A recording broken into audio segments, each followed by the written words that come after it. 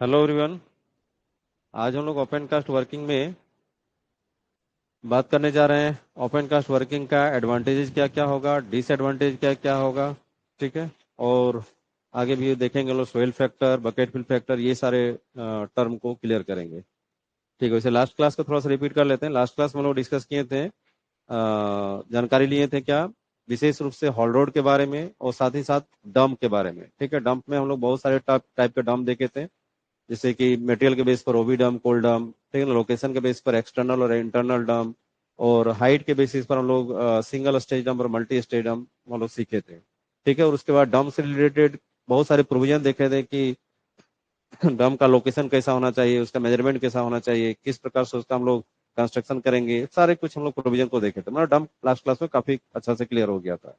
ठीक है। तो आज हम लोग चलने जा रहे हैं इसमें एडवांटेज। ओपन कास्ट वर्किंग जब हम लोग चलाएंगे तो उसके क्या क्या बेनिफिट्स होगा, क्या क्या फायदा होगा, या फिर क्या क्या उसमें प्रॉब्लम आ सकता है, या फिर क्या क्या डिसएडवांटेज होगा, ये सारी चीजों का हम लोग चर्चा करते हैं। तो एक क्वेश्चन नोट कीजिए। क्वेश्चन नोट कीजिएगा कि ओपन कास्ट वर्किंग के क्या क्या एडवांटेजेज, क्या क्या एडवांटेजेज हैं। ठीक है ना। ओपन कास्ट वर्किंग के क्या क्या फायदे हैं। एडवांटेज मतलब फायदे, क्या क्या फायदे हैं। ठीक है। तो एडवांटेज देखिए, और उसके बाद यहाँ पर देखिए, कोई भी चीज का जब हम एडवांटेजेज और डिसएडवांटेज सीखते हैं ना, तो उसमें आपको डायरेक्टली आप ऐसे समझ सकते, किसी से कंपेयर कीजिएगा ना तब आपको एडवांटेज और डिसएडवांटेज समझ में आएगा। किसी के साथ में कोई चीज को कंपेयर कीजिएगा तब उसमें फायदा और नुकसान दिखाई देगा। तो यहाँ पर हम ओपन कास्ट वर्किंग को किससे कंपेयर करके फायदा देखेंगे या किससे करके कंपेयर नुकसान देखेंगे, तो अंडरग्राउंड वर्किंग से। क्योंकि हम लोग जानते हैं कि हमारा जो माइंस है यानी वर्किंग है, दो टाइप का होता है, ओपन कास्ट वर्किंग और अंडरग्राउंड वर्किंग। तो यहाँ पर जितने भी बात करेंगे हम अंडरग्राउंड वर्किंग से कंपेयर करेंगे, अंडरग्राउंड वर्किंग से तुलना करेंगे और देखेंगे कि क्या बेनिफिट हो रहा है उसमें। ठीक है। तो फर्स्ट पॉइंट आ रहा है एडवांटेज में हाइयर प्रोडक्टिविटी। हाइयर प्रोडक्टिविटी यानी अंडरग्राउंड वर्किंग की तुलना में, अंडरग्राउंड वर्किंग के कंपेयर में ओपन कास्ट वर्किंग में बहुत ज्यादा प्रोडक्शन होती है, बहुत ज्यादा प्रोडक्शन होती है। तो ये हो गया बेनिफिट यानी एडवांटेज। ठीक है। दूसरा एडवांटेज देखते हैं, greater concentration of all operations and simplified management, simplified management of man and machines. ठीक है। बोला गया है ग्रेटर कंसंट्रेशन। ठीक है ना, यानी बहुत ज्यादा हम इसमें वर्किंग पर कॉन्सेंट्रेट कर सकते हैं। ठीक है ना, यानी हम उसमें फोकस कर सकते हैं। ठीक है। अंडरग्राउंड के कंपेयर में, अंडरग्राउंड के कंपेयर में इसमें बहुत ज्यादा हम लोग एक जगह पर फोकस कर सकते हैं, सभी ऑपरेशन पर। किस पर फोकस कर सकते हैं, ऑल ऑपरेशन, सभी ऑपरेशन। और साथ ही साथ इसमें मैन और मशीनरी का मैनेजमेंट काफी सिंपल तरीके से होता है। ठीक है ना, मैन और मशीनरी का जो ऑपरेशन है काफी सिंपल तरीके से होता है। ठीक है। अंडरग्राउंड के कंपेयर, जैसे अंडरग्राउंड हम एग्जांपल लेते हैं कि अंडरग्राउंड में यदि हम सारे ऑपरेशन को यदि सुपरविजन करना चाहेंगे, देखना चाहेंगे, ठीक है ना, फोकस करना चाहेंगे, तो एक जगह से खड़ा होकर नहीं देख सकते। सभी फेस में बारी बारी से जाना होगा। ठीक है। और सभी का सुपरविजन करना होगा, एक जगह पर कॉन्सेंट्रेट नहीं कर सकते हैं। लेकिन ओपन कास्ट में क्या होगा, तो ओपन कास्ट में आप व्यू पॉइंट में खड़ा हो जाइए और सारे ऑपरेशन को आप फोकस कर सकते हैं, सारा ऑपरेशन चल रहा है कि नहीं ये देख सकते हैं। ठीक है। नहीं, हम अंडरग्राउंड के कंपेयर में इसमें ज्यादा फोकस कर सकते हैं एक जगह पर खड़ा होकर। ठीक है, ये बोला गया। और अंडरग्राउंड के कंपेयर में ओपन कास्ट में मैनेजमेंट, जो मशीन और मैन का जो मैनेजमेंट होता है वो भी काफी सिंपल होता है। ठीक है। अंडरग्राउंड में बहुत ज्यादा मैन पावर लगता है, अंडरग्राउंड ओपन कास्ट के कंपेयर में अंडरग्राउंड में बहुत ज्यादा मैन पावर लगता है। सभी मैन पावर को आपको डिस्ट्रीब्यूट करना पड़ेगा शिफ्ट के शुरू में, और माइंस के जगह जगह पर डिप्लॉय करना पड़ेगा। जैसे ट्रामर को रखिएगा हॉलेज रोडवे में, ठीक है ना, जो ऑपरेटर्स होंगे उनको फेस में डिप्लॉय करना है। ठीक है ना, इलेक्ट्रिशियन वगैरह सब रहेंगे आपका, जो बोल सकते हैं सब स्टेशन, या फिर फेस का ऑपरेट करने के लिए मशीनरी को देखने के लिए रखा जाएगा। मतलब बहुत सारे उसमें मैन पावर का जरूरत पड़ता है और अलग अलग जगहों पर डिप्यूट किया जाता है। ठीक है। सरफेस में मैन पावर डिप्यूट करना होगा, लेकिन ओपन कास्ट में मैन पावर कम होती है और उसको डिप्यूट करना भी काफी आसान हो जाता है। ठीक है। मैन पावर मशीन भी आपका, आप बोलेंगे सारा मैकेनाइज्ड होता है तो मशीन भी अपनी जगह पर रहती है, तो उस कंडीशन में मशीन को भी डिप्लॉय करना काफी आसान हो जाता है। अंडरग्राउंड में एक फेस ऑपरेट हो गया, उसमें सपोर्ट करना, फेस को मशीन को निकाले फिर दूसरे फेस में लेके जाइए, काफी इधर उधर चेंजिंग करने की जरूरत पड़ती है। ठीक है। तो इसलिए यहाँ पर क्लियर हुआ गया कि उसमें मैन और मशीनरी, मैन और मशीनरी का जो मैनेजमेंट है वो भी काफी सिंपल है ओपन कास्ट में अंडरग्राउंड के कंपेयर में। ठीक है, ये क्लियर हो गया बेनिफिट। तीसरा बेनिफिट नजर आ रहा है, lower capital cost per annum ton in production. ठीक है, lower capital cost. Open cast working में अंडरग्राउंड के कंपेयर में कैपिटल कॉस्ट कम लगता है। कैपिटल कॉस्ट कम लगता है, लेकिन कैपिटल कॉस्ट ओवरऑल देखिएगा तो कम नहीं लगेगा। अंडरग्राउंड के कंपेयर में ओपन कास्ट में बहुत ज्यादा पैसा लगता है, ठीक है ना, बहुत ज्यादा खर्चा लगता है, क्योंकि बड़े बड़े मशीन को हमको परचेज करने, करोड़ों करोड़ों की मशीन हमको परचेज करके लाने की जरूरत पड़ती है। लेकिन यहाँ पर लोअर कैपिटल कॉस्ट क्यों बोल दिया गया? तो लोअर कैपिटल कॉस्ट बोल रहा है कि per annum ton in production, production के बेसिस पर देखिएगा तो खर्चा कम लग रहा है। यानी एक साल का जो पर टन प्रोडक्शन है, ठीक है ना, एक साल का जो प्रोडक्शन है ना, उस प्रोडक्शन के बेसिस पर देखिएगा तो कम खर्चा हो रहा है। अंडरग्राउंड में कैपिटल कॉस्ट कम है तो प्रोडक्शन बहुत कम है, लेकिन ओपन कास्ट में यदि कैपिटल कॉस्ट ज्यादा लग रहा है तो प्रोडक्शन बहुत ज्यादा है, तो उसके कंपेयर में देखिएगा तो कैपिटल कॉस्ट बहुत कम हो रहा है। ठीक है, प्रोडक्शन के बेसिस पर देखिएगा तो कैपिटल कॉस्ट कम लग रहा है, इसीलिए बोला गया कि lower capital cost per annum ton in production. ठीक, ये एडवांटेज। अगला एडवांटेज है possibility of high degree of mechanisation. Open cast working में पॉसिबल है माइंस को हाई डिग्री मैकेनाइजेशन करने का। ठीक है ना, ओपन कास्ट वर्किंग में ये पॉसिबल है कि वर्किंग को फुल्ली मैकेनाइज कर दिया जाए, फुल्ली मैकेनाइज कर सकते हैं। ठीक है ना, फुल्ली मैकेनाइज कर सकते हैं, ये पॉसिबिलिटी है ओपन कास्ट वर्किंग में। लेकिन अंडरग्राउंड वर्किंग में ये पॉसिबिलिटी नहीं है।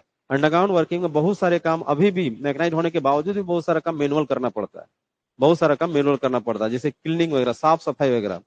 ठीक है, साफ सफाई वगैरह काम बहुत ज्यादा पर मैनुअल होता है। ठीक है, और भी बहुत सारे काम ऐसा है कि वहां पर मशीन ले ही नहीं जा सकते हैं। ठीक है, तो आपको बहुत सारा काम मैनुअल ही होता है। ठीक है, लेकिन ओपन कास्ट वर्किंग में लगभग सारे काम मैकेनाइज कर सकते हैं, फुल्ली मैकेनाइज कर सकते हैं, जो अंडरग्राउंड में संभव नहीं है। ठीक, उसके बाद है simplified engineering and planning and control with monitoring. Control with monitoring मतलब इसे बोला जा रहा है ओपन कास्ट वर्किंग में इंजीनियरिंग और प्लानिंग बहुत ही सिंप्लीफाइड है, साथ ही साथ कंट्रोल, ठीक है, कंट्रोल भी काफी सिंप्लीफाइड है मॉनिटरिंग के साथ। ठीक है, क्या बोला गया कि इंजीनियरिंग, प्लानिंग और कंट्रोल मॉनिटरिंग के साथ काफी सिंप्लीफाइड, मतलब काफी इजी तरीके से कर सकते हैं। ठीक है, जितने भी इंजीनियरिंग वर्क है काफी इजी तरीके से हो सकता है, उसमें हाई मैकेनाइज्ड होने के कारण से। प्लानिंग भी बहुत अच्छा से कर पाते हैं, क्योंकि ओपन दिखने वाला चीज है। ठीक है, ओपन कास्ट वर्किंग ओपन दिखने वाला चीज है, इसमें प्लानिंग भी देखकर आसानी से किया जा सकता है। अंडरग्राउंड में बहुत कुछ अनुमान लगा कर भी किया जाता है, इसलिए फुल्ली प्लानिंग नहीं हो पाता है। ठीक है, कंट्रोल भी अंडरग्राउंड के कंपेयर में ओपन कास्ट में काफी अच्छा से हो सकता है, और साथ साथ में सबका ये जो तीनों काम है, तीनों काम का मॉनिटरिंग के साथ हम लोग बोल सकते हैं कि काफी अच्छा से कर लेते हैं ओपन कास्ट वर्किंग में, जबकि अंडरग्राउंड वर्किंग में इतना इजी नहीं होता है। ठीक है, उसके बाद है पॉसिबिलिटी ऑफ सेलेक्टिव माइनिंग, ये बहुत इंपॉर्टेंट है। पॉसिबिलिटी ऑफ सेलेक्टिव माइनिंग, यानी ओपन कास्ट वर्किंग में सेलेक्टिव माइनिंग पॉसिबल है। ओपन कास्ट वर्किंग में सेलेक्टिव माइनिंग पॉसिबल है, लेकिन अंडरग्राउंड वर्किंग में सेलेक्टिव माइनिंग पॉसिबल नहीं है। यहाँ पर सेलेक्टिव माइनिंग किसको कहा जा रहा है? तो सेलेक्टिव माइनिंग का समझिएगा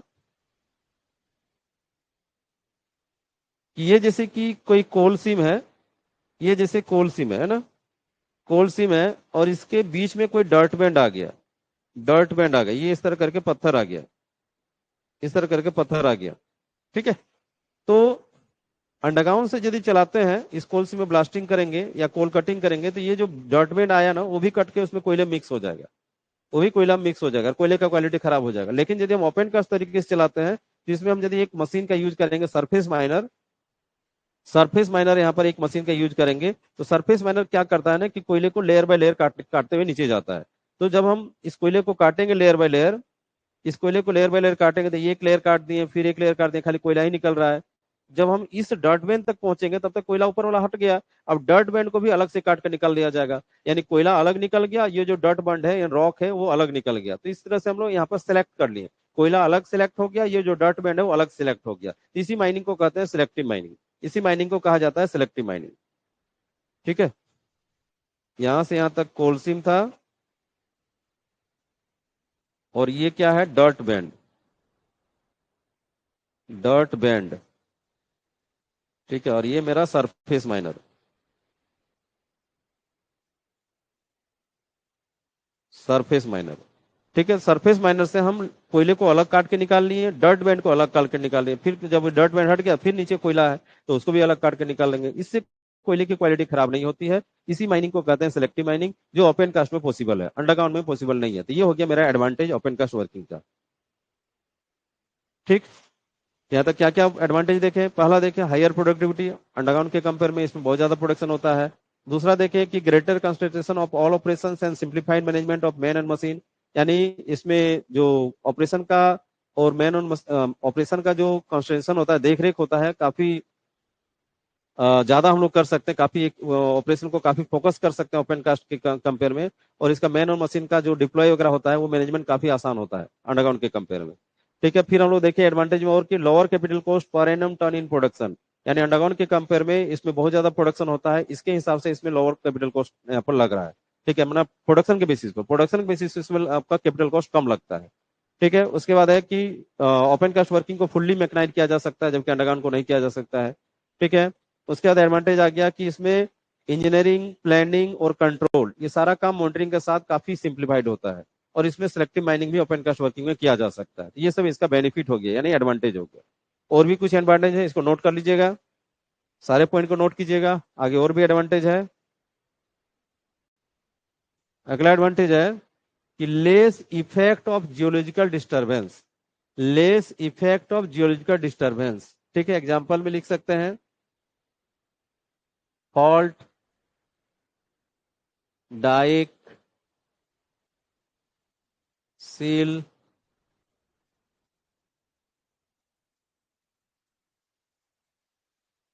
स्पेलिंग सही होगा, भी हो, रोल, वॉश आउट, ये सब डिस्टरबेंस हो गए, ईटीसी।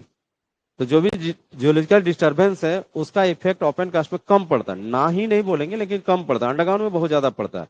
अंडरग्राउंड में हम वर्किंग चला रहे हैं, गैलरी चला रहे हैं, अचानक एक फॉल्ट आ गया या डाइक आ गया, तब उसको पार करना बहुत टफ होता है। ठीक है, क्योंकि वो हार्ड रॉक होता है, तो पार करना बहुत टफ होता है। फिर फॉल्ट के कंडीशन में मेरा सीम ऊपर चल गया या नीचे चल गया, फिर उसको सर्वे कीजिए, फिर उसके अनुसार से हम लोग को फिर ड्रिफ्ट चलाना पड़ेगा, तो काफी टफ होता है। लेकिन ओपन कास्ट वर्किंग में ये जो डिस्टर्बेंस आते हैं सीम के बीच में, fault, dyke, roll, wash out, seal, ये सब आते हैं, तो उसका इतना ज्यादा इफेक्ट नहीं होता जितना अंडरग्राउंड में होता है। इसीलिए बोला गया कि less effect of geological disturbance, geological disturbance का बहुत कम इफेक्ट होता है ओपन कास्ट वर्किंग में, तो ये एडवांटेज हो गया। उसके बाद है no effect of any gases. ठीक है, no effect of any gases, यानी ओपन कास्ट वर्किंग में कोई गैस का खतरा नहीं है, कोई गैस का खतरा नहीं है, जबकि अंडरग्राउंड वर्किंग में सारे गैस का खतरा है। ठीक है, ओपन कास्ट वर्किंग में हम कोल सिम में, क्योंकि जब कोयला का एक्सट्रैक्शन करेंगे तो मीथेन निकलेगा, मीथेन का बहुत ज्यादा खतरा है, सबसे ज्यादा प्रिकॉशन और मीथेन से ही लेते हैं अंडरग्राउंड माइंस में। इसके अलावा और भी अदर केसेस हैं, सीओ है, आपका CO2 है, जितने भी और नॉक्सियस और इन्फ्लेमेबल और बोल सकते हैं कि पॉइजनस गैसेस हैं, सबका हम लोग बहुत ज्यादा प्रिकॉशन लेते हैं अंडरग्राउंड माइंस में। लेकिन ओपन कास्ट माइंस में हम लोग गैसेस का कोई प्रिकॉशन लेते हैं। लेकिन यहाँ पर एक चीज याद रखिएगा कि 2018 ईस्वी में ओपन कास्ट वर्किंग में भी एक गैस का प्रिकॉशंस लेने के लिए प्रोविजन आया है। ठीक है, ओपन कास्ट वर्किंग में एक गैस का प्रिकॉशन लेने के लिए आया है, वो है सीओ। सीओ, ठीक है, आप यहाँ पर लिख सकते हैं एक्सेप्ट सीओ, यानी कार्बन मोनोऑक्साइड। ठीक है, ओपन कास्ट वर्किंग में एक ही गैस का प्रिकॉशंस लेने के लिए प्रोविजन, नया कानून बना है, वो है सीओ, कार्बन मोनोऑक्साइड। वो किस केस में? सारे ओपन कास्ट माइंस में नहीं, खास ओपन कास्ट माइंस में। कौन सा ओपन कास्ट? तो यदि कोई ओपन कास्ट में फायरी सिम में चल रहा है, ठीक है, फायरी सिम वहां पर है और वहां पर ड्रिलिंग ब्लास्टिंग हो रहा है, तो चार्जिंग से पहले, ठीक है ना, फायरी सिम में चार्जिंग से पहले सारे होल के माउथ में सीओ मेजर करना है। और सीओ यदि वहां पर 50 ppm उससे अधिक है तो चार्जिंग का काम रोक देना है। और जब वो लिमिट के अंदर आ जाएगा, यानी 50 ppm के अंदर आ जाता है, तो उस केस में हम फिर वहां पर चार्जिंग और ब्लास्टिंग वगैरह कर सकते हैं। ठीक है, ये प्रिकॉशंस बताया गया ओपन कास्ट वर्किंग के फायरी सिम में, यानी हॉट स्टार्टर ब्लास्टिंग में। ठीक है ना, हॉट स्टार्टर ब्लास्टिंग बताया गया है। तो इस सीओ को छोड़कर बाद बाकी और कोई गैस का ओपन कास्ट वर्किंग में कोई खतरा नहीं है, जबकि अंडरग्राउंड माइंस में सारे गैस का खतरा है। ठीक है, तो ये हो गया, बेनिफिट हो गया। उसके बाद अगला एडवांटेज है no chances of roof fall accident. ठीक है, क्योंकि ओपन कास्ट वर्किंग में रूफ होता ही नहीं है, इसीलिए रूफ फॉल एक्सीडेंट का कोई खतरा नहीं है। लेकिन अंडरग्राउंड वर्किंग में रूफ फॉल काफी होते रहता है, वो बहुत ज्यादा खतरा देता है। हाँ, यदि बात करें side fall, side fall open cast में भी होता है, अंडरग्राउंड में भी होता है। ठीक है, इसलिए यहाँ पर साइड फॉल नहीं लिखे। ओपन कास्ट में साइड फॉल का खतरा हो सकता है, लेकिन रूफ फॉल का खतरा नहीं हो सकता है, इसीलिए रूफ फॉल एक्सीडेंट का कोई चांसेस नहीं है। तो ये हो गया एडवांटेज। अगला है कि लेस मैन पावर रिक्वायर्ड। ठीक है, less man power required, open cast working में मैन पावर कम जरूरत पड़ता है। ठीक है, मैन पावर कम जरूरत पड़ता है अंडरग्राउंड के कंपेयर में। ठीक है, अंडरग्राउंड के कंपेयर में कम जरूरत पड़ता है, ये भी एडवांटेज हो गया कि कम आदमी रहेगा तो कम पेमेंट देना होगा। ठीक है, हमको कम सेफ्टी लेना होगा, ये हो गया एडवांटेज हो गया। अगला है थीन और thick seam working is easy. Thin और thick seam working is easy, यानी ओपन कास्ट वर्किंग में पतला से पतला सिम को भी काट के निकाल सकते हैं और मोटा से मोटा सिम को भी काट के निकाल सकते हैं। लेकिन अंडरग्राउंड यदि चलाएंगे तो पतला से पतला सिम को हम काट के नहीं, मतलब उसमें वर्किंग चलाना काफी टफ हो जाता है। हम गैलरी चला ही नहीं पाएंगे, वहां पर काम रह ही नहीं पाएंगे, तो कैसे चला पाएंगे। लेकिन ओपन कास्ट वर्किंग ऐसा नहीं होता, पतला से पतला सिम रहेगा फिर भी उसको हम लोग कटिंग करके या ब्लास्टिंग करके निकाल लेते हैं। और मोटा भी सिम रहेगा उसमें कोई दिक्कत नहीं है, मोटा भी सिम में हम लोग ब्लास्टिंग वगैरह करके बेंचेज, अलग अलग बेंचेज बना के हम लोग निकाल लेते हैं। लेकिन अंडरग्राउंड में क्या होता है कि यदि थिक सिम में चलाएंगे तो फिर वहां पर मल्टी सेक्शन वर्किंग या कंटिन्यूस वर्किंग चलाना पड़ता है, उसके लिए परमिशन लेना पड़ता है और काफी प्रिकॉशन लेने की जरूरत पड़ती है, जो काफी टफ है। लेकिन ओपन कास्ट में ऐसा नहीं है, ओपन कास्ट में जितना थिक सिम रहेगा उतना ज्यादा अच्छा होता है। ठीक है, तो इसलिए बोला गया थिन और थिक सिम में भी वर्किंग इजी से चला सकते हैं ओपन कास्ट में, ये एडवांटेज हो गया। ठीक है, तो इतने सारे हम लोग देखें अंडरग्राउंड के कंपेयर में ओपन कास्ट वर्किंग में क्या क्या एडवांटेज होते हैं।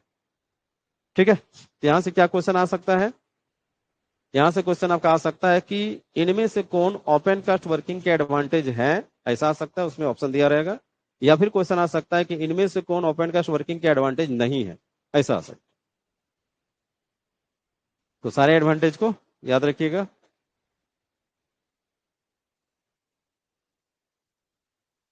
इसमें कोई डिस्कस करना चाहते हैं तो कर सकते हैं, कुछ डाउट है तो पूछ सकते हैं।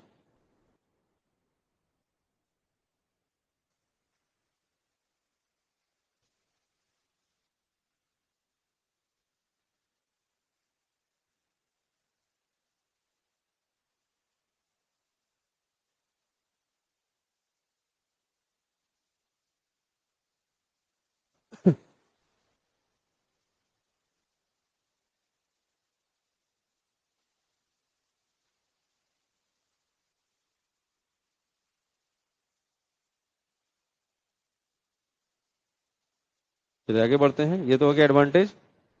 अब चलते हैं ओपन कास्ट वर्किंग का डिसएडवांटेज क्या क्या, क्या क्या नुकसान है, क्या क्या प्रॉब्लम है। अगला क्वेश्चन लिखिएगा, ओपन कास्ट वर्किंग के क्या क्या डिसएडवांटेज। ओपन कास्ट वर्किंग के क्या क्या डिसएडवांटेज है। तो डिसएडवांटेज देखिए, पहला डिसएडवांटेज है adverse effect on ecology and environmental problems of dust noise vibration consequent to heavy blasting. ठीक है, क्या बोला गया कि हमारे इकोलॉजी और इन्वायरमेंट पर उल्टा प्रभाव पड़ता है, एडवर्स इफेक्ट।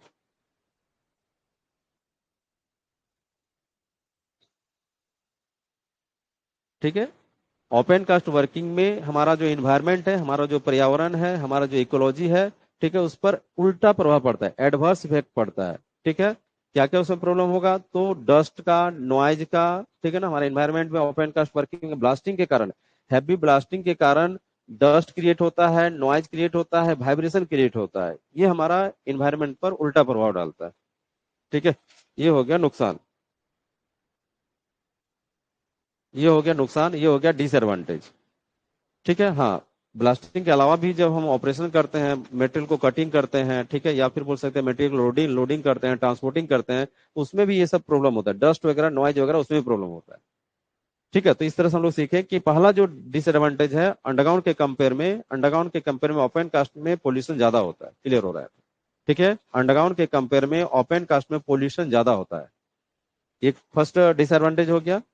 नेक्स्ट डिसएडवांटेज है एग्रीकल्चरल लैंड इज डैमेज। ठीक है, चूंकि ओपन कास्ट में हम लोग पहले ओवरबर्डन को हटाते हैं, पूरा जमीन को कटिंग कर देते हैं, उसका नीचे कोयला निकालते हैं, तो जितना जो खेती योग्य भूमि थी, ठीक है, जिसमें वो खेती करते थे, खेत वगैरह था, वो पूरा डैमेज हो जाता, फुल्ली डैमेज। ठीक है, इसे बोला गया एग्रीकल्चरल लैंड इज डैमेज। जबकि अंडरग्राउंड में ऐसा नहीं होता है, अंडरग्राउंड में हम लोग जो एग्रीकल्चरल लैंड है, जमीन, जो खेती योग्य जमीन है, वो एज इट इज रह जाता है, उसमें हम लोग नीचे माइनिंग करके निकाल लेते हैं कोयला को। ठीक है, लेकिन ओपन कास्ट में क्या होता है, ओपन कास्ट में जितना खेती योग्य भूमि है सब डैमेज हो जाता है, ये हो गया इसका डिसएडवांटेज। उसके बाद है वाटर लेवल गोज डाउन। ठीक है, पानी का लेवल काफी नीचे चल जाता है। देखिएगा कि जिस ओपन कास्ट माइंस के अगल बगल में जो गांव वगैरह है, जो भी लोग बसे हुए हैं, उसमें देखिएगा कि कभी भी वहां पर बोरवेल डालता है ना, ठीक है, जो चापाकल वगैरह वहां पर डालता है ओपन कास्ट वर्किंग के बगल वाला गांव में, तो उसमें पानी नहीं निकलता, क्योंकि पानी के लेवल काफी नीचे चल जाता है। क्योंकि हम ऑलरेडी जितना फीट हम नीचे गहराई में जाते हैं, ओपन कास्ट वर्किंग चलाते हैं, पानी का लेवल तो हमेशा उससे नीचे चल जाएगा, तो फिर वो गाँव वाला फिर कितना नीचे बोरिंग डालेगा। ठीक है, तो वहां पर पानी का जो लेवल है काफी नीचे चल जाता है, जहां पर भी ओपन कास्ट वर्किंग चलता है। ठीक है, उसके बाद है हाई रिक्लेमेशन कॉस्ट।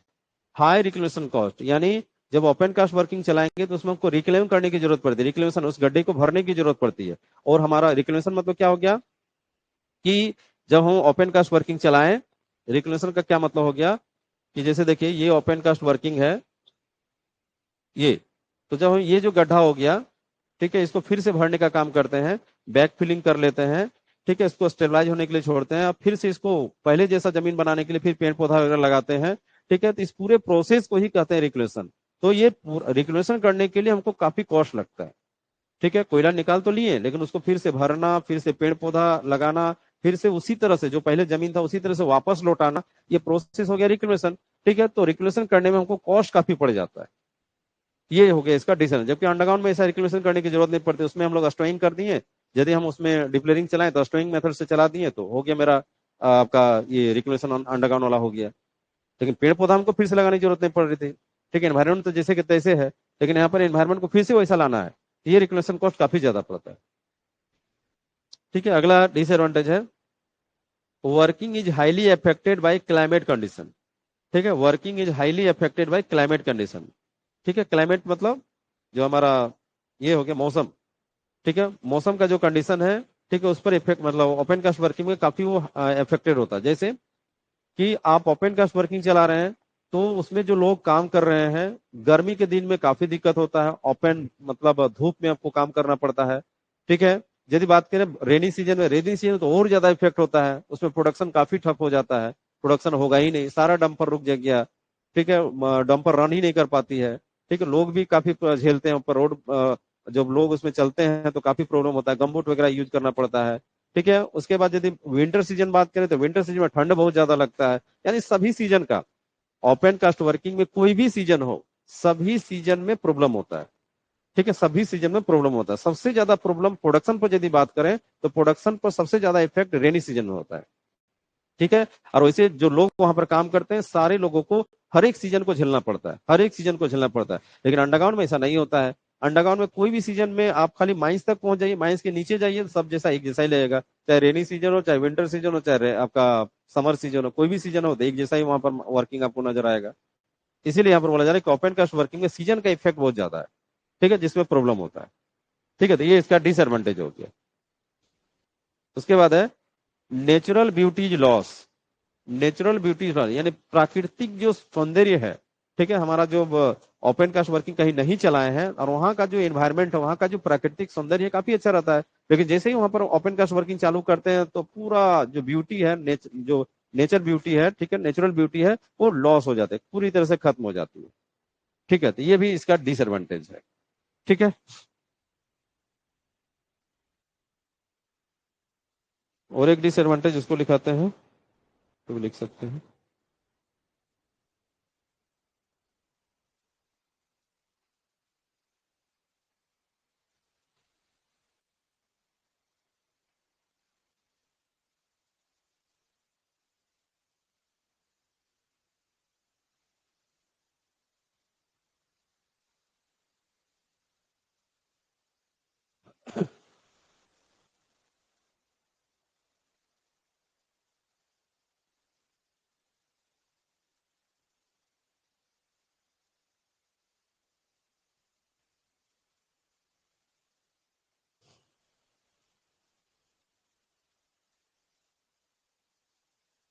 और एक पॉइंट लिख लीजिएगा।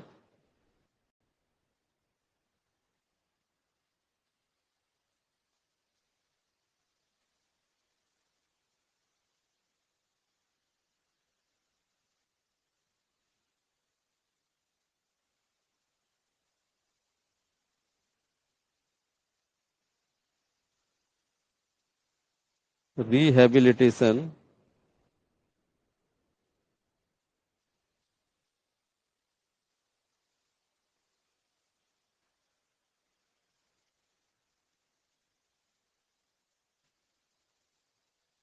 And resettlement.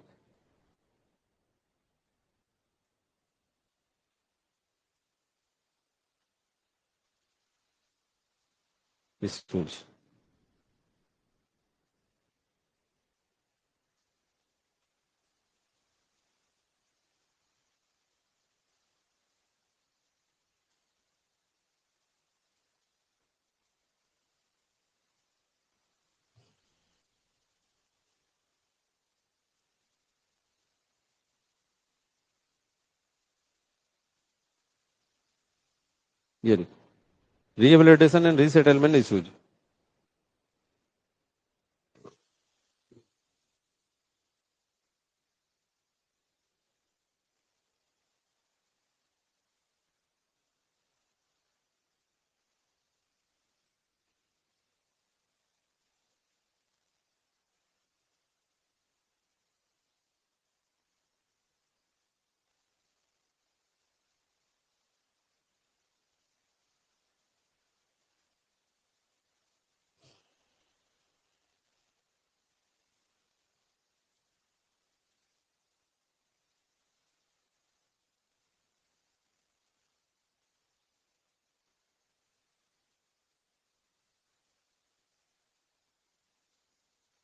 तो हिंदी में बोलते हैं, इसको हिंदी में लिख लीजिएगा।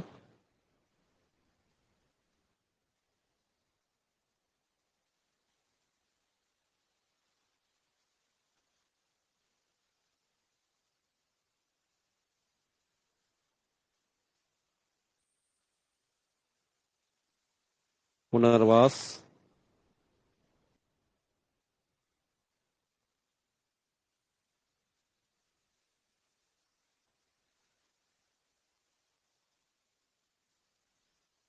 थोड़ा सा चेंज करते हैं। अच्छा, पुनर्वास एवं पुनर्स्थापन।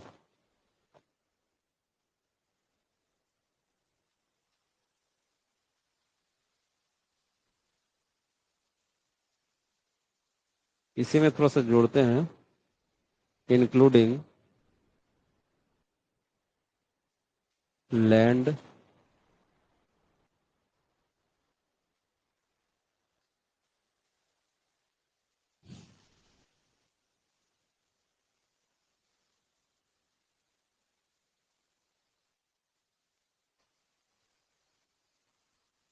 Acquisition, ACQUISITION।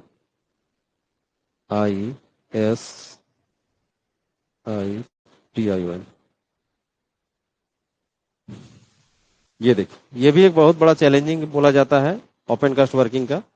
ठीक है, ओपन कास्ट वर्किंग का बहुत बड़ा चैलेंजिंग या फिर बोल सकते हैं कि प्रॉब्लम है आज के डेट में। यदि क्वेश्चन कभी पूछा जाए कि ओपन कास्ट वर्किंग चलाने के लिए या चालू करने के लिए सबसे बड़ा चैलेंजिंग क्या है, तो आज के डेट में सबसे बड़ा चैलेंजिंग है, ठीक है, land acquisition and rehabilitation and resettlement. ठीक है, या बोल सकते हैं rehabilitation and resettlement issues including land acquisition. ठीक है, यानी ये लैंड एक्विजिशन मतलब जमीन अधिग्रहण बोलते हैं इसको, जमीन अधिग्रहण। ठीक है, जब हम ओपन कास्ट चालू करने जा रहे हैं तो पहले तो जमीन चाहिए। ठीक है, तो जमीन लोगों से, रैयत से लेना ही सबसे बड़ा प्रॉब्लम है। ठीक है, उसमें बहुत सारे क्लियरेंस को भी ये देखना पड़ता है, बहुत सारा क्लियरेंस भी लेना पड़ता है। तो जमीन लेना बहुत बड़ा प्रॉब्लम है, जमीन खरीदना बहुत बड़ा प्रॉब्लम है, ये मेरे लिए प्रॉब्लम आता है। ठीक है, उसके बाद और क्या आता है, रिहेबिलिटेशन एंड रीसेटलमेंट, ये भी बहुत बड़ा प्रॉब्लम होता है। ठीक है, रिहेबिलिटेशन मतलब पुनर्वास, और रीसेटलमेंट मतलब पुनर्स्थापन। यानी जहां पर लोग बसे हुए हैं और यदि वहां पर ओपन कास्ट वर्किंग चला तो वहां लोगों को हटाना होगा, वहां से दूसरी जगह शिफ्ट करना होगा। तो जब लोगों को हटाकर दूसरी जगह शिफ्ट किया जाता है, उस प्रोसेस को कहते हैं रिहेबिलिटेशन। ठीक है ना, सॉरी, रीसेटलमेंट, उसको कहते हैं रीसेटलमेंट। जब एक जगह से लोगों को हटाकर दूसरी जगह शिफ्ट किया जाता है, उस प्रोसेस को कहते हैं रीसेटलमेंट। ठीक है ना।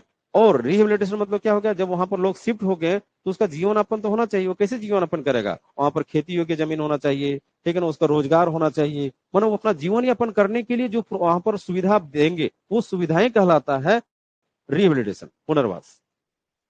ठीक है, दोनों में कभी कोई फर्क पूछ देगा कि रिहेबिलिटेशन और रीसेटलमेंट में क्या फर्क है, तो रीसेटलमेंट मतलब होता है कि एक जगह से लोगों को हटाकर पूरा गांव को उठाकर दूसरे जगह शिफ्ट कर दिए, ये हो गया रीसेटलमेंट, ये हो गया रीसेटलमेंट।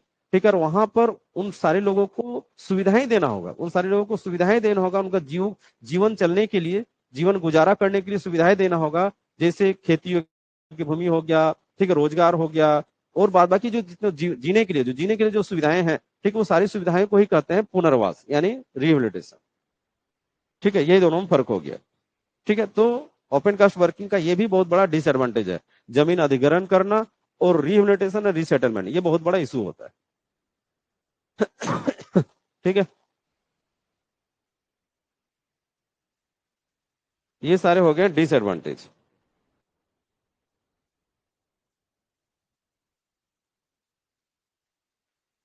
ठीक है, डिसएडवांटेज में क्या क्या पढ़े फिर से रिपीट कर लेते हैं कि पहला डिसएडवांटेज, इन्वायरमेंट पर उल्टा प्रभाव पड़ता है, यानी adverse effect on ecology and environment problems. जैसे उसमें क्या क्या प्रभाव पड़ता है, डस्ट का, नॉइज का, वाइब्रेशन का, किसके कारण से, ब्लास्टिंग का, हैवी ब्लास्टिंग के कारण से। साथ ही साथ जब हम लोग ऑपरेशन करते हैं, यानी जब हम लोग ओवरबर्डन या कोयले को काटते हैं या ब्लास्टिंग करते हैं, साथ ही साथ उसका ट्रांसपोर्टिंग करते हैं या लोडिंग करते हैं, उस दौरान भी हमारा डस्ट और नॉइज काफी ज्यादा क्रिएट होता है। ठीक है, तो ये एक तो क्लियर हो रहा है कि ओपन कास्ट वर्किंग में अंडरग्राउंड के कंपेयर में पोल्यूशन ज्यादा होता है। ठीक है, तो ये हो गया इसका डिसएडवांटेज। दूसरा हो गया कि एग्रीकल्चरल लैंड इज डैमेज, यानी जमीन, जो खेतियों की जमीन था वो डैमेज हो जाता है, अंडरग्राउंड में ऐसा नहीं होता है। ठीक है, वाटर लेवल गोज डाउन, पानी के लेवल काफी नीचे चल जाता है। हाई रिक्लेशन कॉस्ट, रिक्लेशन करने के लिए काफी ज्यादा कॉस्ट लगता है ओपन कास्ट वर्किंग में। ठीक है, working is highly affected by climate condition. ठीक है ना, कोई भी सीजन में यदि ओपन कास्ट में काम कीजिएगा तो अंडरग्राउंड के कंपनी में बहुत ज्यादा इफेक्ट होता है। ठीक है, चाहे आप रेनी सीजन में काम करें, चाहे समर सीजन में, चाहे विंटर सीजन में, कोई भी सीजन में काम करें तो प्रॉब्लम होगा ही। ठीक है, जबकि अंडरग्राउंड में ऐसा नहीं होता है। ठीक है, नेचुरल ब्यूटी इज लॉस। ठीक है, जो प्राकृतिक सुंदरता है वो लॉस हो जाता है ओपन कास्ट वर्किंग में। और ये लास्ट जो ये आपका प्रॉब्लम है, rehabilitation and resettlement issues including land acquisition. ठीक है, तो ये सब सारे डिसएडवांटेज हो गए ओपन कास्ट वर्किंग के। इसमें कोई डिस्कस करना है, कुछ डाउट है तो पूछ सकते हैं।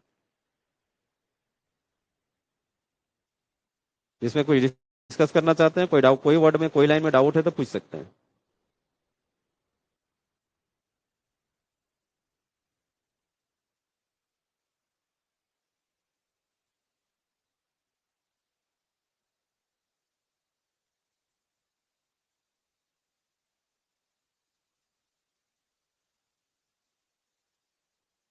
चलिए, ये हो गया, तो हम लोग दो चीज क्लियर कर लिए। ओपन कास्ट वर्किंग के क्या क्या एडवांटेज हैं, इससे पहले वाले क्वेश्चन में देखें, और इसमें हम लोग सीखें कि ओपन कास्ट वर्किंग के डिसएडवांटेज क्या क्या है।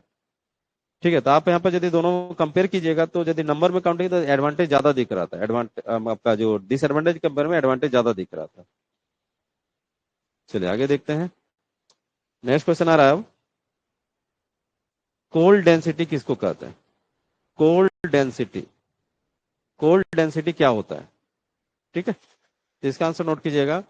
प्रति वर्ग किलोमीटर, यानी पर स्क्वायर किलोमीटर एरिया में coal reserve quantity, coal reserve quantity cold density कहलाती है। यानी 1 किलोमीटर एरिया में, 1 किलोमीटर स्क्वायर बोल सकते हैं, 1 किलोमीटर एरिया बोल सकते हैं, 1 किलोमीटर लंबा, 1 किलोमीटर चौड़ा। ठीक है ना, ये जमीन हो गया, हमारा यहाँ पर कोयला रिजर्व है, ये कोलसीम हो गया, कोलसीम हो गया, ये सरफेस हो गया। ठीक है, इसके नीचे और भी कोलसीम हो सकते हैं, और भी कोलसीम हो सकते हैं। ठीक है, एक के नीचे एक, एक के नीचे एक कोलसीम होता है। तो यहाँ पर बोला गया कि 1 किलोमीटर स्क्वायर में 1 किलोमीटर लंबा, 1 किलोमीटर चौड़ा, ये जो एरिया बन रहा है। ठीक है, 1 किलोमीटर, 1 किलोमीटर। ठीक है, इस एरिया में जितना कोयला का क्वांटिटी रिजर्व है, इसी रिजर्व क्वांटिटी को कोल्ड डेंसिटी कहते हैं, इसी रिजर्व क्वांटिटी को कोल्ड डेंसिटी कहा जाता है। इसके हिसाब से ये पता लगाया जाता है कि हमारा एरिया में, हमारा माइंस में कितना कोल्ड रिजर्व है, ये पता चलता है। ठीक है, तो एक छोटा सा वर्ड क्लियर हो गया। नेक्स्ट चलिए, नेक्स्ट क्वेश्चन आ रहा है कि स्वेल फैक्टर किसे कहते हैं? स्वेल फैक्टर ये काफी इंपॉर्टेंट टर्म है। इससे आप ना जब ओपन कास्ट वर्किंग चलाएंगे उसमें बहुत सारा लोड, सॉरी आपका लॉस बेनिफिट इसमें कैलकुलेशन कर पाएंगे, आगे इसका वर्ड यूज होगा। अभी आप स्वेल फैक्टर और बकेट फिल फैक्टर, ये दोनों वर्ड को यदि आप समझ लेते हैं तो आगे फिर इसका यूज होगा, मतलब जब प्रोडक्शन हम लोग करेंगे, लॉस बेनिफिट देखेंगे, उसमें इसका यूज होता है। ठीक है, तो पहले समझते हैं स्वेल फैक्टर होता क्या है। स्वेल फैक्टर क्या होता है? ठीक है, तो ब्लास्टिंग से रिलेटेड वर्ड है ये। ठीक है, आप समझिएगा, कोई स्ट्राटा जब अपनी in situ condition, in situ condition मतलब ओरिजिनल कंडीशन, मतलब वास्तविक स्थिति, वास्तविक, अभी जैसे आप जमीन में जहां पर खड़ा है, ठीक है, वहां पर कोई एक्सकवेशन नहीं, कोई ब्लास्टिंग नहीं हुई है, तो वो उसका इन सीटू कंडीशन कहलाएगा, मतलब ओरिजिनल स्थिति कहलाएगा। ठीक है, वास्तविक स्थिति कहलाएगा। ठीक है, कोई स्ट्राटा जब इंसिटू कंडीशन में रहता है और जब उस इंसिटू कंडीशन को वॉल्यूम में मेजर की जाती है, वॉल्यूम में मेजर की जाती है, तो तो उसे हम बैंक मेजरमेंट कहते हैं, उसे हम बैंक मेजरमेंट कहते हैं। ठीक है, देखिए बैंक मेजरमेंट यहाँ क्वेश्चन नहीं है, लेकिन हम इसमें उस सोइल फैक्टर को समझाने के लिए और भी जो वर्ड यूज होता है उसको यहाँ पर डिफाइन कर दिए। ठीक है, इसको हम एक ड्राइंग से बताते हैं। इसको एक ड्राइंग से समझिएगा। ये जैसे कि ये कोई ओपन कास्ट माइंस है, ठीक है, ओपन कास्ट माइंस है। अभी इसमें जो स्टार्टा है, इसमें ब्लास्टिंग वगैरह नहीं किए हैं, ब्लास्टिंग वगैरह नहीं किए हैं। इसका जो ये जो स्टार्टा यहाँ पर है लेयर बाय लेयर, ये जो स्टार्टा है इसको बोलेंगे इंसिटू कंडीशन, इंसिटू कंडीशन। ठीक है, या फिर आप यदि ओपन कास्ट की सीधा अभी चलाए नहीं है, ऐसा सीधा कोई सरफेस है, तो यहाँ पर जो स्टार्टा है, यहाँ पर जो स्टार्टा है ये लेयर बाय लेयर, ये कहलाता है इंसिटू कंडीशन। तो बोला गया कोई स्टार्टा जब अपनी इंसिटू कंडीशन में रहता है और जब उस इंसिटू कंडीशन को वॉल्यूम मेजर करते हैं, इसको वॉल्यूम मेजर किए, ठीक है, वॉल्यूम मतलब लेंथ, विड्थ और हाइट। ठीक है, इसको यदि वॉल्यूम मेजर करते हैं तो उस मेजरमेंट को कहते हैं हम लोग बैंक मेजरमेंट, ये कहलाता है बैंक मेजरमेंट। ठीक है, अभी हम लोग ब्लास्टिंग नहीं किए, एजिटीज है, मेरा जो स्टार्टा है रॉक है, सरफेस है, एजिटीज है, तो उसको बैंक मेजरमेंट कहता है। फिर बोला गया कि इस इंसिटू स्टार्टा या रॉक को जब ब्लास्ट किया जाता है, ठीक है ना, ये जो स्टार्टा है, ये जो स्टार्टा है, इसको जब हम लोग ब्लास्ट करते हैं तो क्या होता है, तो उसके वॉल्यूम में, तो उसके वॉल्यूम में फैलाव होता है, तो उसके वॉल्यूम में फैलाव होता है, परंतु वेट इंसिटू स्टार्टा या रॉक के इक्वल ही रह जाता है। ठीक है, जब भी हम इसमें ब्लास्टिंग करेंगे, मान के चलते हम इतना दूर तक ब्लास्टिंग करें, समझिएगा थोड़ा सा, इस बेंच में हम इतना दूर तक ब्लास्टिंग किए, इतना दूर तक ब्लास्टिंग किया, तो अभी जो वॉल्यूम इंसिटू कंडीशन में है और जब ब्लास्टिंग करेंगे तो क्या होगा, फैलाव आएगा, जो रॉक है वो फैल जाएगा। ठीक है, ब्लास्ट जो रॉक टूटेगा तो इसका वॉल्यूम में फैलाव हो जाएगा। तो वही बात किया गया कि इंसिटू स्टार्टर या रॉक को जो ब्लास्ट किया जाता है तो उसके वॉल्यूम में फैलाव आता है। ठीक है ना, वॉल्यूम इंक्रीज करता है, परंतु वेट वही रह जाता है, परंतु जो आप ना बैंक मेजरमेंट करके रखे थे उतना ही वजन उतना ही रह जाएगा, लेकिन सिर्फ वॉल्यूम में फैलाव होता है, ये बात किया गया। ठीक है, यहां तक ये लाइन क्लियर हो गया। ठीक है, अब आगे देखते हैं। इस प्रकार swell factor 1 metre cube blasted rock का volume and 1 metre cube in situ rock का वॉल्यूम का रेशियो है, यहां पर क्लियर हो गया। ठीक है, स्वेल फैक्टर का मीनिंग यहां पर समझ में आ गया कि स्वेल फैक्टर क्या है, तो 1 मीटर क्यूब ब्लास्टेड रॉक, मतलब ब्लास्ट 1 मीटर क्यूब यदि रॉक को हम यदि ब्लास्ट करते हैं, ठीक है, और वही 1 मीटर की जो इंसिटू रॉक था, ठीक है, इन दोनों का रेशियो जो है ना वही स्वेल फैक्टर कहला रहा है, वही सेल फैक्टर कहला रहा है। जब हम 1 मीटर की रॉक जो इंसिटू कंडीशन में है उसका जो वॉल्यूम है, ठीक है, तो 1 मीटर की एक वॉल्यूम हो गया, और जब उसको ब्लास्टिंग करेंगे तो क्या होगा, वो फैल जाएगा। तो इन दोनों का जो रेशियो आया ना, ठीक है, इंसिटू रॉक और ब्लास्टेड रॉक, इन दोनों का जो रेशियो होता है उसी को स्वेल फैक्टर कहते हैं, वही हो गया स्वेल फैक्टर। ठीक है, स्वेल फैक्टर का फॉर्मूला लिखिएगा। स्वेल फैक्टर का फॉर्मूला ये है, ये हो गया स्वेल फैक्टर का फॉर्मूला। ठीक है, swell factor equal to volume of 1 metre cube blasted rock divided volume of 1 metre cube in situ rock. ठीक है ना, इंसिटू रॉक को नीचे रखना है, ब्लास्टेड रॉक को ऊपर रखना है। ठीक है, जैसे मान के चलते हैं कि हम 10 मीटर क्यूब 10 मीटर क्यूब मेरा इंसिटू रॉक था, मेरा एक बेंच में हम ब्लास्टिंग करने से पहले उसमें मेजरमेंट किए, तो उसमें 10 मीटर क्यूब आपका वॉल्यूम था उसका। ठीक है, ब्लास्टिंग किए तो बढ़ गया, ब्लास्टिंग किए तो बढ़ गया, हो गया कितना, 15 मीटर क्यूब, 15 मीटर क्यूब। ठीक है, 15 मीटर क्यूब, तो सोइल फैक्टर कितना आ गया, तो इसको डिवाइड कर देंगे, 10 से इसको डिवाइड कर दिए, कितना आ जाएगा, 1.5। ठीक है, 1.5 आपका ये हो गया स्वेल फैक्टर, ये निकल गया स्वेल फैक्टर। ठीक है, यानी इंसिटू रॉक के कंपेयर में 1.5 गुना वॉल्यूम बढ़ गया, किसमें, तो ब्लास्टेड मटेरियल का 1.5 गुना वॉल्यूम बढ़ गया, यही हो गया सोइल फैक्टर। ठीक है, यहां पर फिर लिखे हैं कि इस प्रकार सोइल फैक्टर से यह पता चलता है कि ब्लास्टिंग के बाद रॉक के वॉल्यूम में कितना फैलाव होता है, अर्थात बड़े बोल्डर रह जाने से सोइल फैक्टर बढ़ जाता है, याद रखिएगा यहाँ पर। ठीक है, क्या पता चला कि सोइल फैक्टर से हमको ये पता चलता है कि ब्लास्टिंग के बाद मेरा जो ब्लास्टेड मटेरियल है इन सीटू रॉक के कंपेयर में कितना फैलाव हुआ, कितना वो बढ़ा। ठीक है, क्योंकि देखिए हम लोग जब फिर वो ब्लास्टेड मटेरियल को ट्रांसपोर्ट करेंगे तो उसमें हमको कितना बार ट्रांसपोर्ट करके लेके जाना पड़ेगा, तो उसमें उस जितना वो ज्यादा बढ़ेगा उतना ज्यादा वो आपको ट्रांसपोर्ट करना पड़ेगा। ठीक है, तो यहाँ पर हो रहा है कि ब्लास्टिंग मटेरियल कितना बढ़ा वो इससे पता चल जाता है। और एक चीज बोला गया है कि यदि बड़े बड़े बोल्डर फॉर्मेशन होते हैं ना तो सोयल फैक्टर बढ़ जाता है। जितना पाउडर ब्लास्टिंग हम करेंगे तो जितना पाउडर फॉर्म में यानी छोटे छोटे आपका रॉक या जो बोल सकते हैं कि पत्थर टूटता है तो उसमें सोयल फैक्टर कम होता है। और यदि बड़े बड़े बोल्डर क्रिएट होते हैं उसमें सोयल फैक्टर ज्यादा होता है। क्यों ज्यादा होता है, तो समझिएगा, समझिए यहाँ पर कि ये कोई बेंच है, ये कोई बेंच है, हम इस बेंच में होल किए ब्लास्टिंग किए थ्रो किया। अब यदि बड़ा बड़ा बोल्डर हो गया, बड़ा बड़ा बोल्डर हो गया, ये इतना वॉल्यूम बढ़ गया।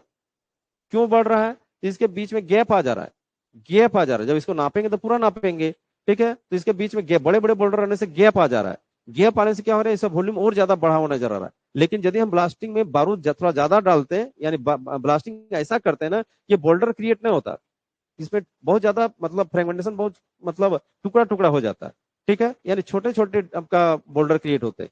तो क्या होता, तो ये सभी सटे हुए कंडीशन रहते हैं, बीच में गैप कम रहता, तो उसका वॉल्यूम इतना ही नजर आता। ये हो गया। ठीक है, जितना आप ना ब्लास्टिंग मटेरियल को पाउडर फॉर्म में कीजिएगा या छोटा फॉर्म में कीजिएगा उसमें वॉल्यूम कम होता है, मतलब स्वेल फैक्टर कम होता है। और ब्लास्टिंग यदि आप ढंग से नहीं करते हैं, बड़ा बड़ा बोल्डर फॉर्मेशन होता है तो उसमें स्वेल फैक्टर ज्यादा बढ़ जाएगा। इसको आपको हटाने के लिए ज्यादा आपको पैसा खर्चा करना होगा, यानी बोल सकते हैं कि कॉस्ट ज्यादा लगेगा। और जब स्वेल फैक्टर आपका कम होता है तो उसमें आपको हटाने के लिए उसको कॉस्ट कम पड़ता है। यानी इससे क्लियर हो रहा है कि स्वेल हम ब्लास्टिंग जब करेंगे तो ब्लास्टिंग का टेक्निक ऐसा अपनाएंगे कि स्वेल फैक्टर कम होना चाहिए। स्वेल फैक्टर बढ़ेगा तो हमको उसको हटाने के लिए, ट्रांसपोर्टिंग करने के लिए कॉस्ट ज्यादा पड़ेगा। स्वेल फैक्टर कम होगा तो मेरा फायदा करेगा, को हटाने के लिए कम कॉस्ट डालना पड़ेगा। ये क्लियर हो रहा है, ठीक है, क्लियर हो गया। यहाँ पर कोई डाउट है तो यहाँ पर पूछ सकते हैं। सोयल ब्लास्टिंग के बाद जो स्वेल फैक्टर कैलकुलेट करेंगे, स्वेल फैक्टर बढ़ना हमारे लिए नुकसान है, उससे लॉस होता है। और स्वेल फैक्टर जितना कम रहेगा उतना ज्यादा अच्छा है। क्यों, क्योंकि बड़ा बड़ा बोल्डर फॉर्मेशन होगा तो स्वेल फैक्टर बढ़ जाता है, छोटा छोटा रॉक टूटता है तो स्वेल फैक्टर कम हो जाता है, उसका फैलाव कम होता है। बड़ा बड़ा बोल्डर होने से बीच बीच में गैप रहता है जिसके कारण से फैलाव ज्यादा नजर आता है। ठीक है, जब और एक एग्जाम्पल बताते हैं। जब हम सॉवेल मशीन, ये जो सॉवेल मशीन है, सॉवेल मशीन में स्वेल फैक्टर यदि ज्यादा रहेगा तो लोड करना आसान, या कम रहेगा तो लोड करना आसान, मतलब ज्यादा कॉस्ट, किसमें ज्यादा कॉस्ट पड़ रहा है। याद रखिएगा, स्वेल फैक्टर जब ज्यादा रहता है यानी बड़े बड़े बोल्डर होते हैं तो इसके बकेट से जब लोड करेंगे ना तो उसमें भी क्या होता है कि बड़े बड़े बोल्डर जब उसमें इंटर करेंगे तो उसमें भी गैप रह जाता है, तो उसमें कम कम लोड हो पाएगा। लेकिन छोटे छोटे बोल्डर यदि टूटते हैं तो उस केस में क्या होगा, बकेट अच्छा से फील होगा, ठीक है, उसमें स्पेस कम रहेगा तो ज्यादा मेटेरियल लोड हो पाएगा, यानी लोडिंग करने में भी आसान है। यानी पाउडर स्वेल फैक्टर यदि कम होता है तो लोडिंग करने में भी आसान है, और डंपर में जब लोड किया जाएगा तो बहुत ज्यादा मेटेरियल लोड लेके जा सकता है। ठीक है, उसमें भी स्पेस कम रहेगा। और स्वेल फैक्टर बढ़ जाता है तो लोडिंग करने में भी प्रॉब्लम होगा, मतलब कम मटेरियल लोड हो पाएगा, और जो हमारा डंपर लोड लेके जाएगा उसमें भी कम मटेरियल जाएगा, यानी दोनों में ही लॉस हो जा रहा है।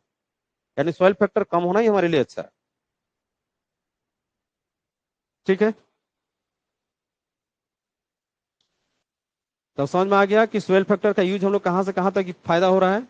स्वेल फैक्टर ब्लास्टिंग के कारण से जन्म हो रहा है, स्वेल फैक्टर ब्लास्टिंग के कारण से जन्म हो रहा है। लेकिन लोडिंग करते समय डंपर से जब हम लोग ट्रांसपोर्टिंग करते हैं, डंपर से जब हम लोग ट्रांसपोर्टिंग करते हैं उसमें भी, दोनों में आपका स्वेल फैक्टर यदि बढ़ता है तो दोनों में लोड कैपिटल कॉस्ट ज्यादा लगेगा, और यदि स्वेल फैक्टर कम होता है तो लोडिंग और ट्रांसपोर्टिंग दोनों में खर्च कम पड़ेगा। इसके अलावा जब हम लोग कहीं पर डंपिंग करके रखेंगे ना, डंप करके रखते हैं वहां भी आपका होगा कि यदि स्वेल फैक्टर बढ़ा हुआ है, बोल्डर बड़े बड़े हैं तो उसको रखने के लिए भी ज्यादा स्पेस चाहिए। और यदि बोल्डर छोटे हैं, रॉक आपका पाउडर फॉर्म में है या फिर छोटे साइज में है तो उसको रखना भी आसान है, कम एरिया में रह जाएगा। ये भी मतलब ओबी डंप बनाने के लिए भी आपको स्वेल फैक्टर जितना कम करके रखेंगे उतना ज्यादा अच्छा है, हर एक जगह पर बेनिफिट होता है। इसीलिए इससे ये क्लियर हो रहा है कि स्वेल फैक्टर को ध्यान में रखते हुए ब्लास्टिंग करना चाहिए। ब्लास्टिंग ऐसा होना चाहिए कि स्वेल फैक्टर कम से कम हो।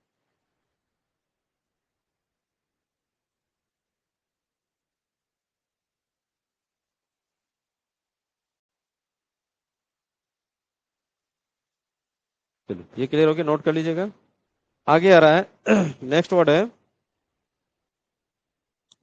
Bucket fill factor. Bucket fill factor किसे कहते हैं? बकेट फिल फैक्टर किसे कहते हैं, इसको समझिए।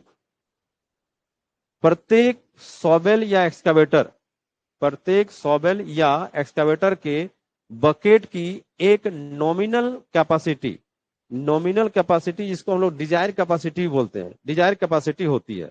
ठीक है, क्या बोला गया? सभी सभी जो सॉबेल होते हैं या जो एक्सकावेटर होते हैं, सभी का जो बकेट का एक फिक्स साइज होता है।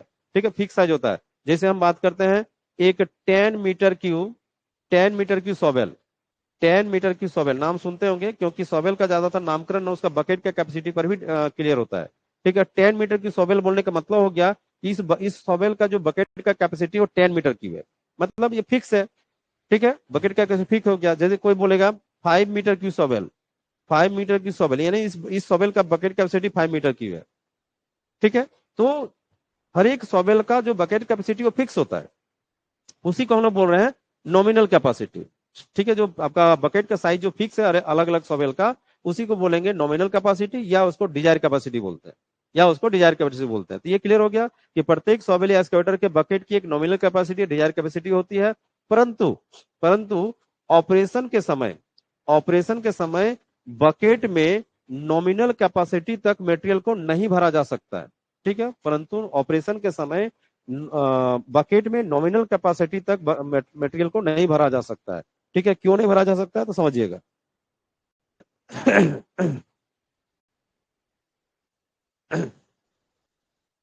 जैसे ये बेंच हो गया,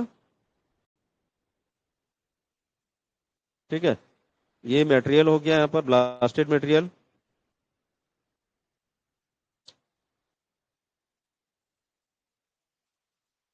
ठीक है, ये सॉवेल मशीन हो गया।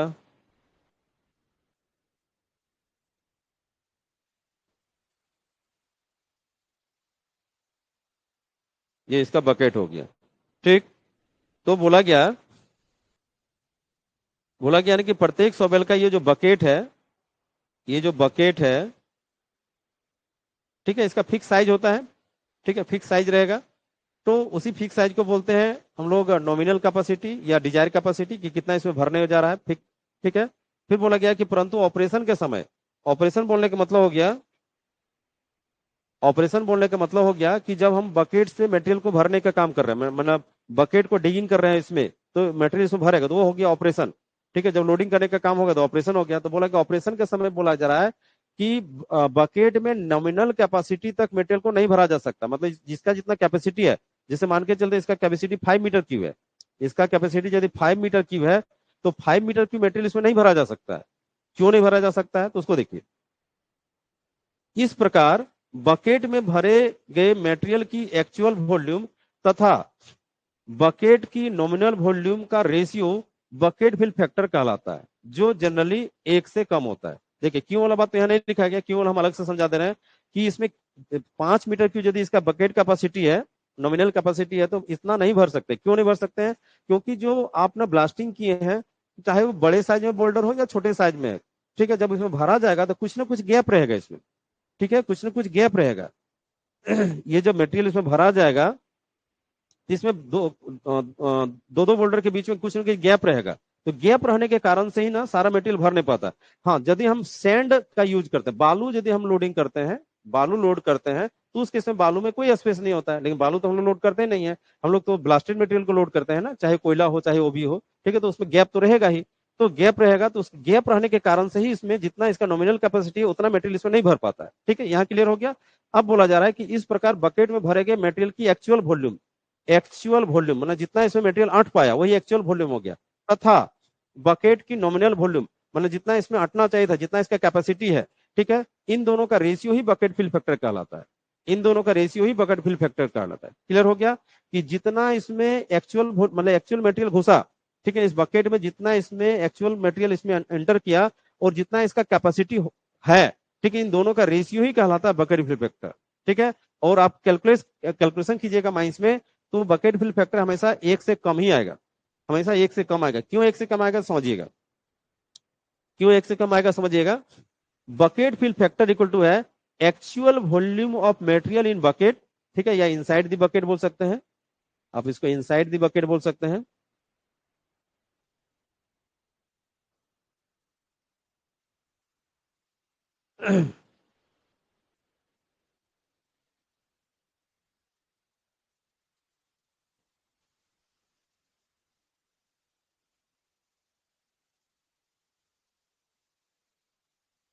इनसाइड द बकेट है ना, actual volume of material inside the bucket, मतलब बकेट के अंदर में जो मटेरियल गया, ठीक है, वही हो गया actual volume of the material inside the bucket divided nominal volume of bucket, मतलब इसका कैपेसिटी कितना है। ठीक है, इन दोनों का रेशियो ही कहलाता है बकेट फिल फैक्टर। जैसे एक एग्जांपल लेते हैं, एक एग्जांपल लेते हैं, जैसे कि एग्जांपल ले रहे हैं, ठीक है, एक एग्जांपल ले रहे हैं कि मान के चलते हैं कि इस बकेट में ना, बकेट का जो कैपेसिटी है यानी नॉमिनल वॉल्यूम है 10 मीटर क्यूब है, ये इसका कैपेसिटी है। ठीक है, ये इसका इस कैपेसिटी को नॉमिनल वॉल्यूम या फिर ना डिजायर कैपेसिटी कहते हैं। ठीक है, तो 10 मीटर क्यूब का बकेट कैपेसिटी है। ठीक है, 10 मीटर क्यूब का बकेट कैपेसिटी है, लेकिन इसमें जब मटेरियल भरा तो उतना नहीं भर पाए। क्यों नहीं भर पाए, तो उसमें बीच बीच में स्पेस रह गया, तो मान के चलते हैं कि इसमें 8 मीटर क्यूब भर पाया, 8 मीटर क्यूब भर पाया। ठीक है, 8 मीटर क्यूब भर पाया, तो अब बकेट फिल फैक्टर कितना आएगा, तो 10 से डिवाइड कर दीजिए, 10 से डिवाइड कीजिए, आ जाएगा आपका बकेट फिल फैक्टर 0.8। ये हो गया बकेट फिल फैक्टर। ठीक है, यही हो गया बकेट फिल फैक्टर।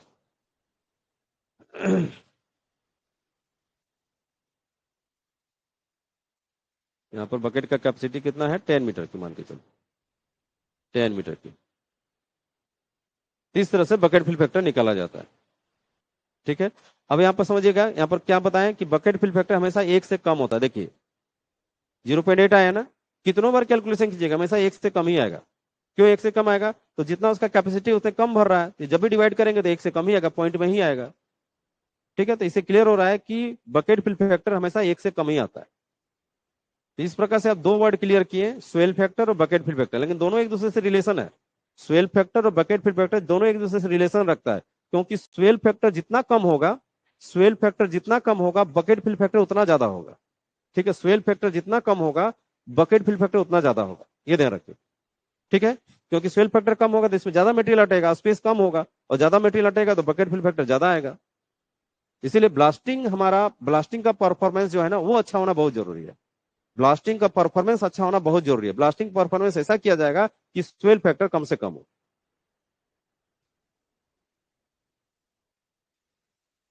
ठीक है, चलिए, दोनों वर्ड में कोई कंफ्यूजन है, डाउट है तो पूछ सकते हैं। दोनों क्लियर हो गया, स्वेल फैक्टर और बकेट फिल फैक्टर। काफी आसान शब्दों में यहाँ पर बताया गया और एग्जाम्पल भी दिया गया आपको।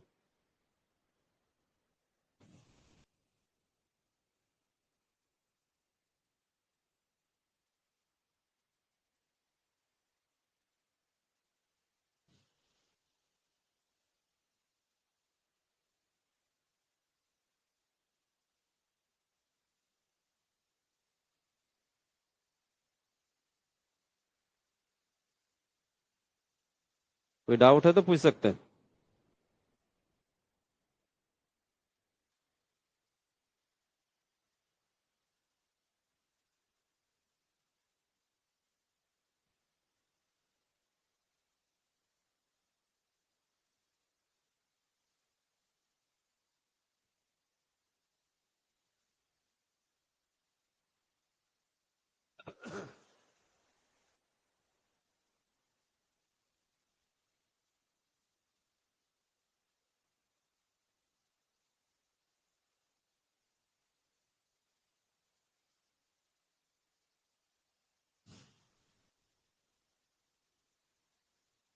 कोई डाउट नहीं, सारे बच्चे इतने तो ज्वाइन किए हैं।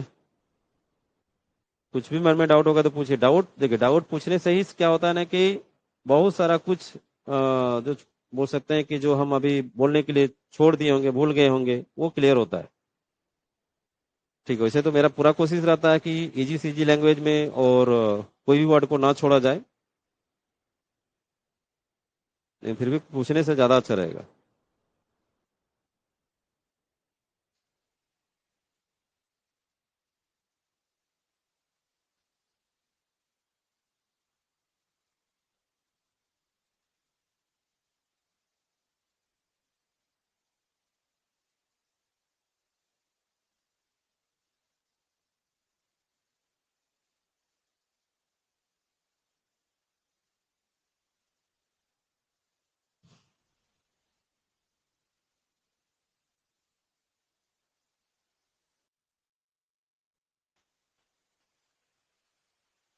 Prashant Kumar.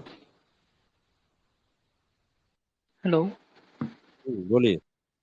Sir open cast का ब्लास्टिंग अभी करवाइएगा ना सर?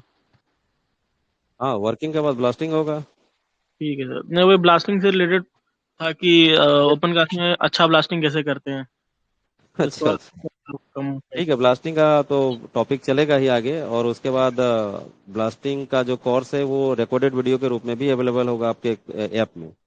अच्छा सर। ठीक है, पहले का भी रिकॉर्डेड वीडियो है और इसमें भी चलेगा। ठीक है सर। ठीक।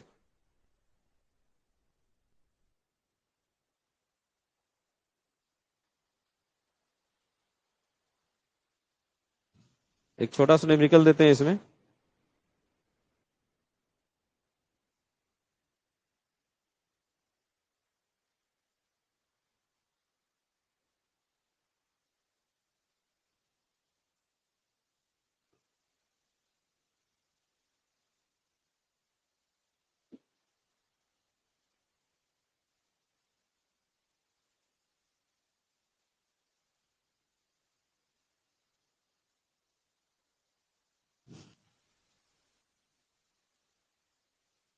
इसमें दो निष्कर्ष निकल के आता है कि स्वेल फैक्टर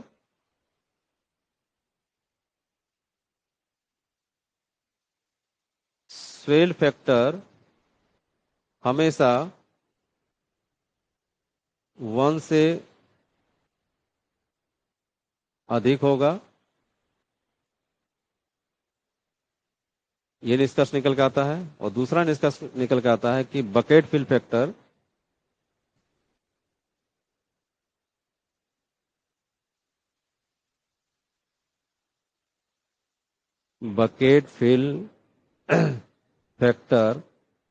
हमेशा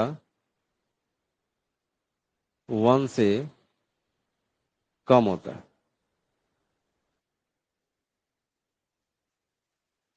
ये दोनों फिक्स लाइन है कि जब भी हम लोग स्वेल फैक्टर कैलकुलेट करेंगे तो स्वाभाविक है कि इंसिटू रो का जो वॉल्यूम होगा, ब्लास्टिंग करेंगे तो थोड़ा सा वॉल्यूम फैलेगा ही, तो यानी 1 से ज्यादा होगा ही।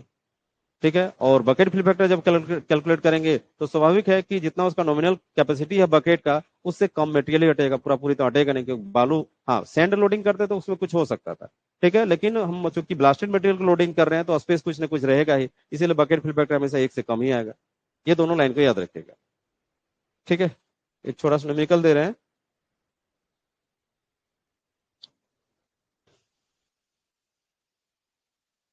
यदि किसी एक्सकावेटर या सोबेल के बकेट की नॉमिनल या डिजायर कैपेसिटी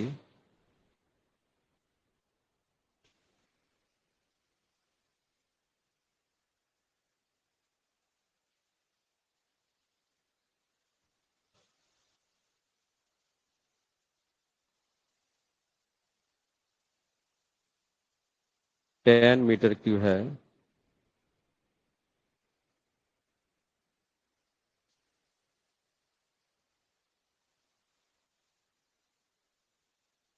और बकेट के अंदर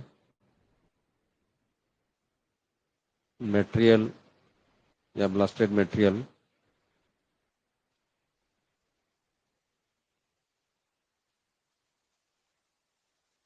की एक्चुअल वॉल्यूम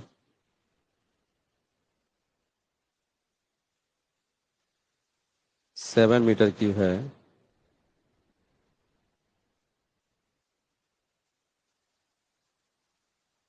तो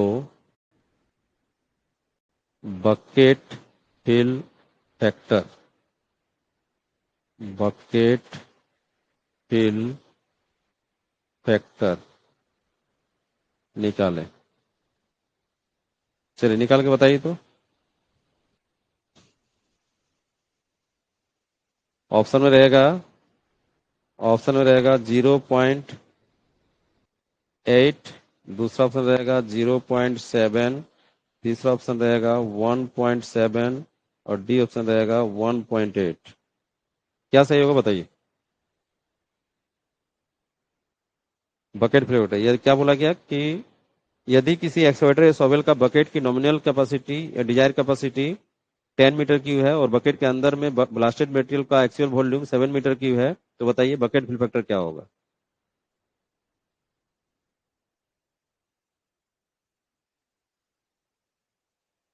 चलो ठीक है, सही हिसाब लगा रहे हैं। ठीक है, इसमें सही आंसर हो जाएगा 0.7। क्यों? क्योंकि बकेट फिल फैक्टर का फॉर्मूला है आ, आपका बकेट के अंदर में कितना मटेरियल अभी भरा हुआ है, तो भरा हुआ है 7 मीटर क्यूब। ठीक है, और उस बकेट का एक्चुअल नॉमिनल कैपेसिटी कितना है, तो 10 मीटर क्यूब। ठीक है, मीटर भी कटा, 10 से डिवाइड कर देंगे तो 0.7 आ जाएगा। ये हो गया बकेट फिल फैक्टर। ठीक है, तो ये और एक चीज याद रखिएगा यहाँ पर कि बकेट फिल फैक्टर जितना ज्यादा आएगा, अभी 0.7 है, हो सके 0.8 आता, 0.9 आता, तो जितना बकेट फिल फैक्टर ज्यादा आएगा उतना फाइनेंशियल बेनिफिट होगा। ठीक है, उतना फाइनेंशियल बेनिफिट होगा, उतना ज्यादा मटेरियल लोड होगा। और बकेट फिल फैक्टर जितना कम होगा उतना फाइनेंशियल लॉस होगा, यानी कम मटेरियल आप लोड कर पाइएगा। ठीक है, और वो डिपेंड किस पर करता है, तो ब्लास्टिंग मटेरियल पर, ब्लास्टिंग का परफॉर्मेंस कितना है। यानी उससे क्लियर हो रहा है कि स्वेल फैक्टर जितना कम होगा उतना मेरा बकेट फिल फैक्टर उतना ज्यादा होगा। तो आपको सुधार करना है ब्लास्टिंग का परफॉर्मेंस। ठीक है, यानी सोयल फैक्टर को जितना कम से कम करके रखिएगा, बकेट फिल फैक्टर उतना ही ज्यादा होता है और उतना ही ज्यादा बेनिफिट होता है। ठीक है, यही दोनों रिलेशन याद रखिएगा।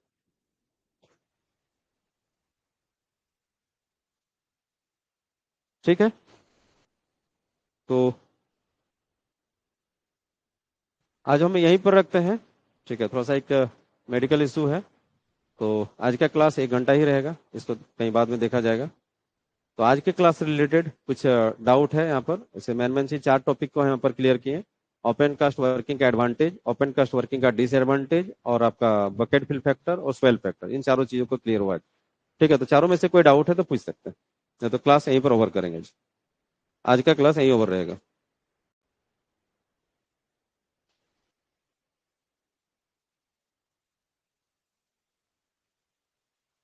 आज के क्लास से रिलेटेड कोई डाउट है तो पूछिए।